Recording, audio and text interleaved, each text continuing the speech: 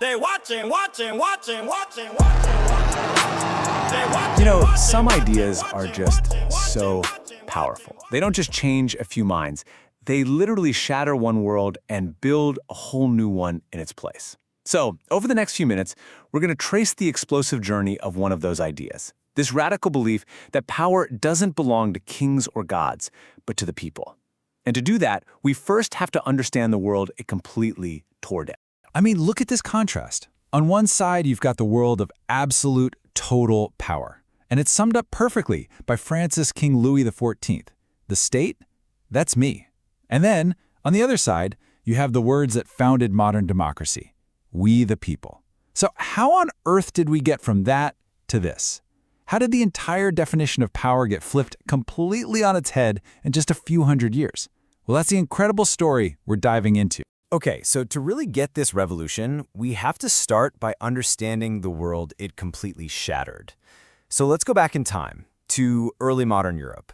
This was a continent that was basically defined by three things: absolute kings, rock-solid religious authority, and just devastating wars. Back then, the main political idea was something called absolutism. And this wasn't just, being a really powerful king. No, this was the belief that a monarch's power was totally limitless, completely unchecked, because it came directly from God.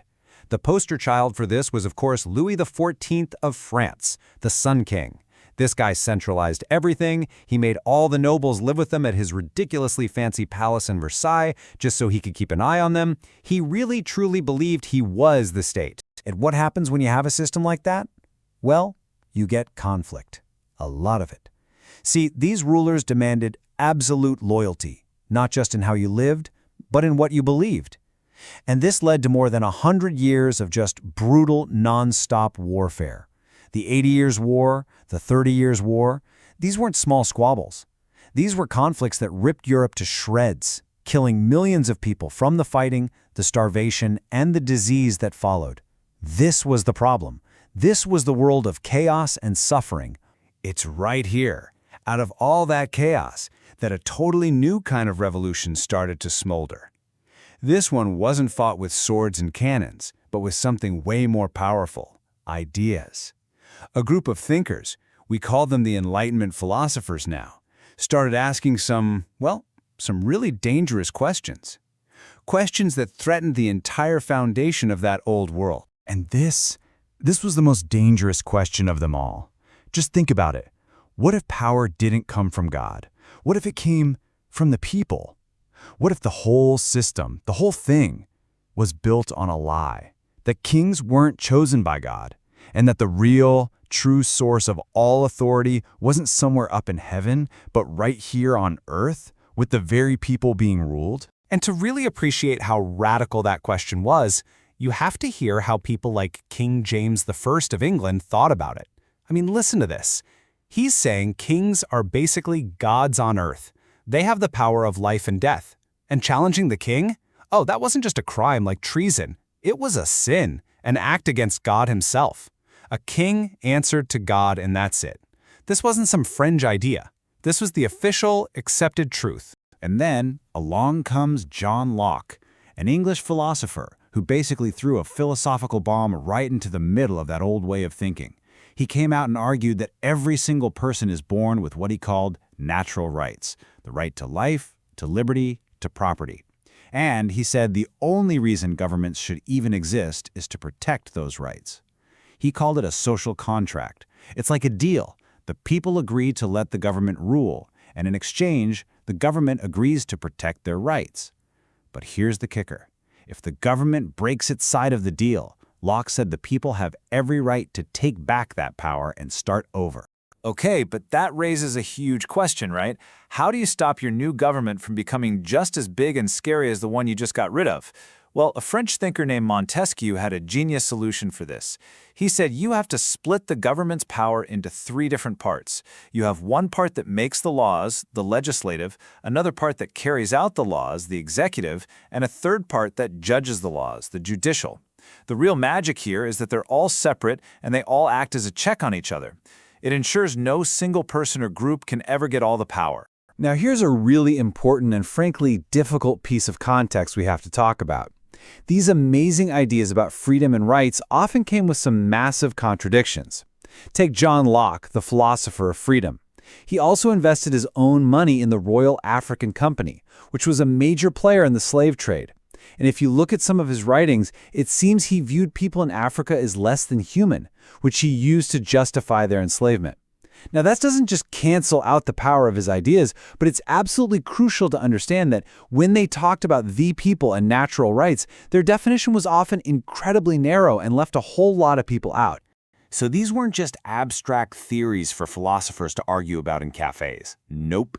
This stuff was intellectual gunpowder. And it was only a matter of time before these ideas jumped off the page and started to ignite actual, real-world revolutions that would end up changing everything. And the first big explosion happened across the Atlantic Ocean.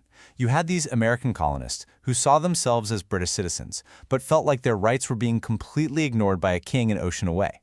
The big issue? They were being forced to pay taxes by a government where they had absolutely no say, no voice.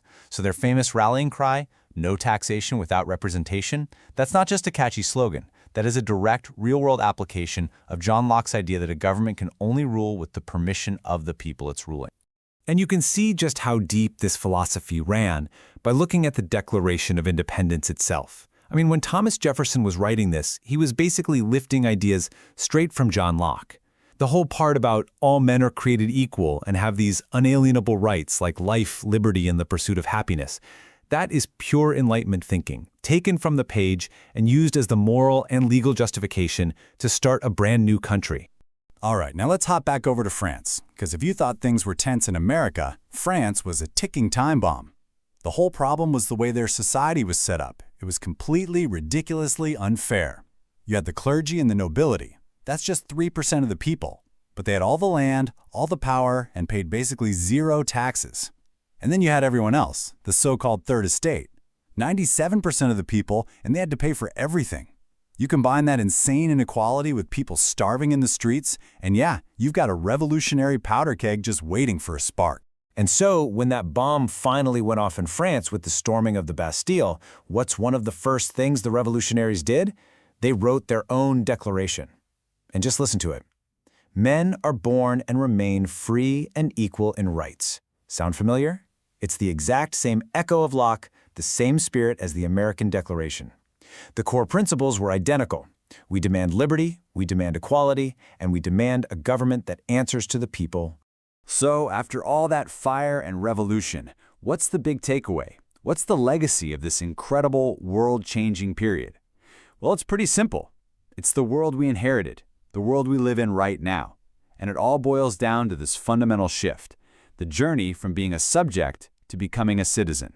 So let's just break it down one last time. In the old world, power flowed from the top down. A king ruled because God said so, and you were a subject. Your job was to obey. But in the new world, the one born from these ideas, power flows from the bottom up. The government only gets to rule because the people allow it. And you're not a subject anymore. You're a citizen with rights and a voice. It was a 180-degree flip of the entire political universe. And really, that brings us to the most important point of all.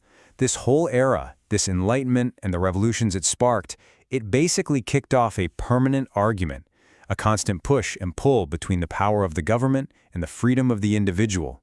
That struggle absolutely defined their world, but it also defines ours, doesn't it? We see it in every election, in debates over new laws, in every protest on the street.